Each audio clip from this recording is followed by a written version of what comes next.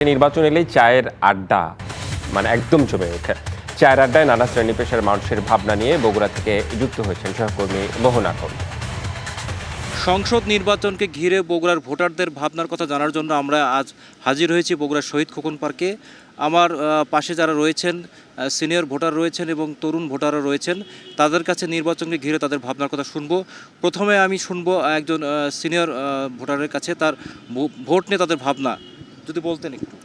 না, আমরা নির্বাচনী প্রচারণা শুরু হয়ে গেছে। আপনারা জানেন যে বিভিন্ন রাজনৈতিক দল তাদের নির্বাচনী সভা সমাবেশে একটাই বলছেন, তারা আর ফ্যাসিস্ট স্বৈরাচারের সময় যে ধরনের নির্বাচন এই বাংলাদেশে হয়েছিল সেই রকম নির্বাচন তারা দেখতে চায় না। তা আমরা সাধারণ মানুষ চাই তাদের বক্তব্য অর্থাৎ কথা এবং কাজের মধ্যে যেন মিল থাকে।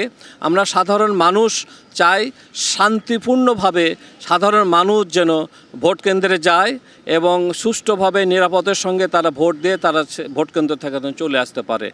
এবং আপনারা জানেন যে বিভিন্ন রাজনৈতিক দলের অনেক সময় কথাবার্তা আমরা শুনতে পাই যে ভোট কেন্দ্র দখল করতে হবে, ভোট কেন্দ্র পাহারা দিতে হবে, এই শেষ পর্যন্ত আমাদের থেকে যেতে হবে। এই ধরনের অগণতান্ত্রিক কথাবার্তা আমরা শুনতে না চাই। আমরা চাই একটা আমাদের সামনে সুযোগ এসছে আগামী 12 ফেব্রুয়ারি বাংলাদেশকে সুন্দরভাবে গণতান্ত্রিক পথে আবার উত্তরণের জন্যে এই নির্বাচনটা আমাদের সহায়ক ভূমিকা পালন করবে। সাধারণ মানুষ সমস্ত রাজনৈতিক দলের কাছে আমরা প্রার্থনা করি তারা যেন রাজনৈতিক শিষ্টাচার বজায় রাখে এবং সকল মানুষকে ভোট কেন্দ্রে আসার জন্য উদ্বুদ্ধ করে। এবং আমরা চাই সেই জিনিসটা যেন তারা রাজনৈতিক দলগুলো প্রতিপালন করে। আমাদের আর কিছু চাওয়া পাওয়া নাই। ধন্যবাদ। এবং এবার আমি একজন তরুণ ভোটারের কাছে তার ভাবনার সঙ্গে জানতে চাইব। ধন্যবাদ আপনাকে। আমরা যারা তরুণ প্রজন্ম আছি তারা চাই ন্যায্য, নিরাপদ ও সম্ভাবনাময় একটি বাংলাদেশ, যে বাংলাদেশে থাকবে না কোনো দুর্নীতিমুক্ত প্রশাসন হবে। আর 17 বছর যেভাবে বগুড়া পিছিয়ে ছিল, আমি চাই না নেক্সটে পরবর্তী প্রজন্ম এই পিছিয়ে থাকা বগুড়া দেখুক। আমি চাই বগুড়ার যে বেকারত্ব বৃদ্ধি পেয়েছে সেই বেকারত্ব যেন হ্রাস পায়, সাথে বগুড়াকে সামনের দিকে এগিয়ে নিয়ে যেতে সামনের যে নেতা আসবেন তার কাছে আমি আকুল আবেদন জানাবো। ধন্যবাদ। এবার একজন প্রবীণ ভোটারের কাছে শুনবো তার ভাবনা সম্পর্কে। আসসালামু আলাইকুম। আমি চাই 17 বছর অর্থাৎ 2008 সালে ভোট হয়েছে, সেখানে কিন্তু মানুষ ভোট দিয়েছে, কিন্তু আমি যেখানে ভোট দিয়েছি তার কিন্তু প্রতিফলন কিন্তু ঘটেনি। এখানে ইলেকশন ইঞ্জিনিয়ারিং বলতে যা বোঝায় 2008 সালে তাই হয়েছে।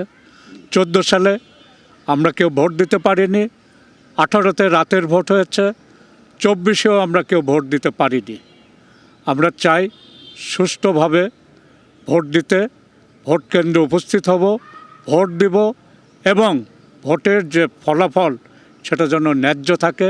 এটা যেন 2008 সালের ভোট না হয়, 2014-র ভোট না হয়, 2018-র ভোট না হয়, 2024-এর ভোট না হয়।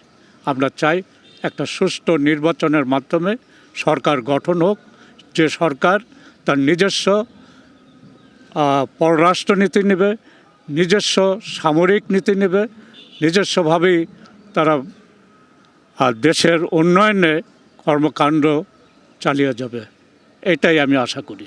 ধন্যবাদ। এবার আরেকজন তরুণ ভোটারের কাছে শুনবো তার ভাবনা সম্পর্কে।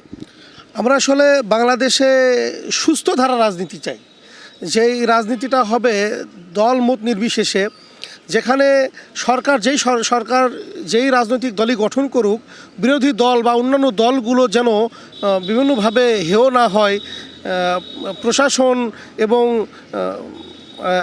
নির্বাচন কমিশন থেকে শুরু করে সবাই এই নির্বাচনে একটি আমরা অংশগ্রহণমূলক নির্বাচন চাই আর কি। এই অংশগ্রহণমূলক নির্বাচন হবে এবং যেই সরকার গঠন হবে সেই সরকার অবশ্যই সারা দেশের উন্নয়ন করবে। সেই সাথে আমরা যেহেতু বগুড়াবাসী, বগুড়ার উন্নয়ন নিয়ে কাজ করবে সরকার, এরকম সরকার আমরা চাই।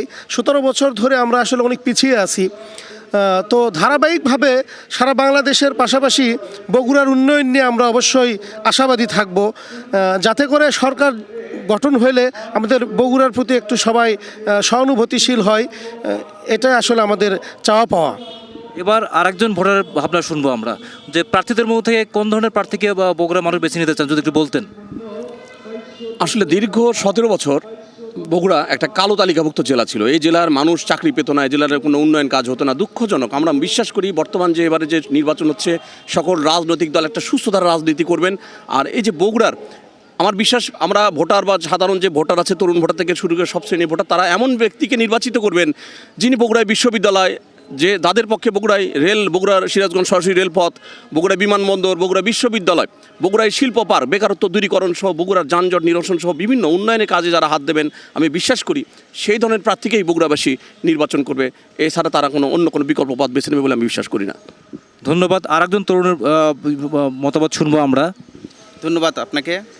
আমরা এখন আর স্বপ্ন দেখতে চাই না। এই বাংলাদেশের কোটি তরুণের স্বপ্ন পূরণ এবং বেকারত্ব দূর করুন, মাদকমুক্ত একটি বাংলাদেশ এবং নিরাপদভাবে চলাফেরা। আমরা যে বগুড়া শহরের প্রতিনিয়ত বা বিভিন্ন জায়গায় দেখি যে মানে হত্যাকাণ্ড, এটা যেন আর না হয়। নতুন যে গভর্নমেন্ট আসবে তার কাছে একটাই চাওয়া, মানে আর কোনো স্বপ্ন আমাদের না দেখাক।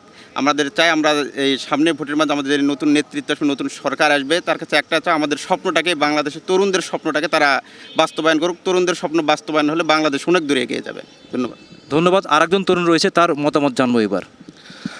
আমরা তরুণরা আগামী দিনের ভবিষ্যৎ, এজন্য আমরা এমন একজন রাষ্ট্রপ্রধান বা প্রধানমন্ত্রী চাই যিনি তরুণদের কথা মাথায় রাখবেন। আর তরুণরা বিগত 3টি নির্বাচনে কিন্তু তাদের ভোট প্রয়োগ করতে পারে নাই। এবার আমরা চাই এমন একটি পরিবেশ, যে পরিবেশে সবাই সবার নিজের মতামত পোষণ করতে পারবে, তাদের পছন্দের প্রার্থীকে নির্বাচিত করতে পারবে। আর আমরা বগুড়াবাসী হিসাবে, বগুড়া কিন্তু বিগত 17 বছর কোনো উন্নয়ন হয় নাই।